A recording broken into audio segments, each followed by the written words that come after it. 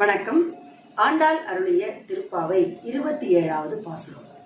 கூடாரை வெல்லும் சீர்கோவிந்தா உன்றன்னை பாடி பறைகொண்டு யாம் பெரும் சம்மானம் நாடு புகழும் பரிசினால் நன்றாக சூடகமே தோல்வளையே தோடே செவிப்பூவே பாடகமே என்றனைய பல்கலனும் யாமணிவோம் ஆடையுடுப்போம் அதன் பின்னே பார்ச்சோறு மூட நெய் பெய்து முழங்கை வழிவார கூடியிருந்து குளிர்ந்தேலோர் எம்பாவாய்.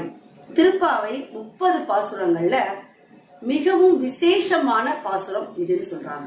இந்த பாட்டை வைத்து நிறைய வைணவ தலங்கள்ல கூடாரவள்ளின்னு ஒரு விழாவே நடக்குதாம். பாவை நோன்பு நோர்க்க விரும்பிய ஆண்டாள் 2வது பாடலே என்ன சொல்றா? சில நெறிமுறைகளை சொல்றா. மையிட்டு நாம் எழுதோம், மலரிட்டு நாம் முடியோம், நெய்யுண்ணோம், பாலுண்ணோம் நிறைய சொல்றா. இப்ப இந்த 27வது பாடல்ல எல்லா விரதமும் பூர்த்தி ஆயிடுச்சாம். இப்ப மகிழ்ச்சியா நாங்க நிறைய அணிகலன்களை எல்லாம் அணிந்து நல்லா நெய் போட்டு சக்கரை பொங்கல் சாப்பிட்டு மகிழ்ச்சியா இருக்க போறோம் அப்படின்னு இந்த பாடல்ல சொல்றான். இப்ப கண்ணன் ஆண்டாள் கேட்ட அந்த சங்கு பறை எல்லாத்தையும் கொடுத்துட்டான். திரும்ப ஏதாவது வேணுமா அப்படின்னு கேட்ட உடனே இவ சும்மா இருந்தா கூட மற்ற பெண்கள்லாம் உடனே கண்ணா எங்களுக்கு வளையல் வேணும், தோல்ல போட்டுக்கிற அந்த ஆபரணம் வேணும்னு சொல்லி நிறைய சொல்றாங்க. இதெல்லாம் கேட்பதாக ஆண்டாள் இந்த பாசுரத்துல சொல்லியிருப்பார். கூடாரை வெல்லும் சீர் கோவிந்தா, பகைவரை வெல்லக்கூடியவன் என்பதை காட்டிலும் அவனை வணங்காதவர்களை கூட ஆட்கொண்டு அவன் மனங்களை வெல்லக்கூடிய கோவிந்தன். உன்றன்னை பாடி பறை கொண்டு யாம் பெரும் சன்மானம். பாவை நோன்புக்காக உன்னை புகழ்ந்து பாடி உன்னுடைய அருளை நாங்க பெற்றதற்கான பரிசுகள் என்னெல்லாம் எங்களுக்கு கிடைக்க போகுது தெரியுமா? நாடு புகழும் பரிசினால் சூடகமே தோல்வளையே தோடே செவிப்பூவே பாடகமே என்றனைய பல்கலனும் யாமணியும். நாடு புகழும் பரிசினால் இவங்க தினம் எழுந்து பாவை நோன்பு நோர்க்க போகும்போது அங்க சுற்றி இருக்கக்கூடிய மக்கள் எல்லாம் சொல்லுவாங்க, என்னத்துக்கு இந்த பிள்ளைங்க காலையில எழுந்து இந்த மாதிரிலாம் கஷ்டப்பட்டுட்டு இருக்குங்க அப்படின்னு அவங்க சொன்ன மக்கள் இப்ப இவங்களுக்கு இந்த பரிசுகள்லாம் கிடைச்சதை பார்த்துட்டு பரவாயில்லப்பா நல்ல அதிர்ஷ்டசாலி பெண்கள் அப்படின்னு புகழ்வாங்களாம். அதனால்தான் நாடு புகழும் பரிசினால் நல்லா எங்களுக்கு ரொம்ப பிடித்த மாதிரி என்ன பண்ணணும்?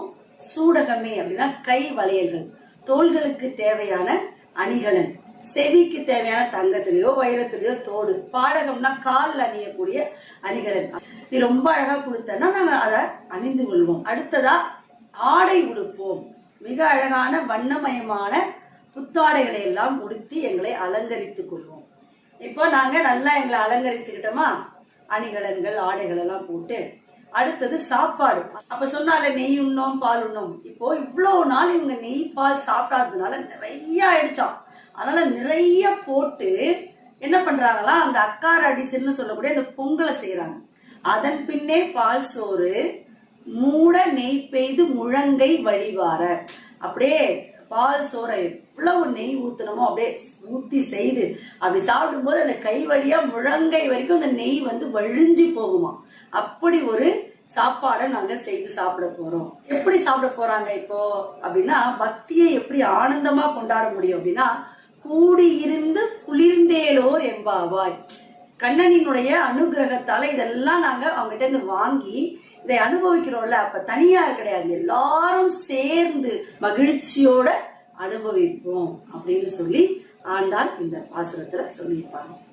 கூடாரை வெல்லும் சீர் கோவிந்தா உன்றன்னை பாடி பறை கொண்டு யாம் பெரும் சம்மானம் நாடு புகழும் பரிசினால் நன்றாக சூடகமே தோல்வளையே தோடே செவிப்பூவே பாடகமே என்றனைய பல்கலனும் யாமணிவோம் ஆடை உடுப்போம் அதன் பின்னே பால் சோறு மூட நெய் பெய்து முழங்கை வழிவார கூடியிருந்து குளிர்ந்தேலோர் எம்பாவாய். நன்றி, வணக்கம்.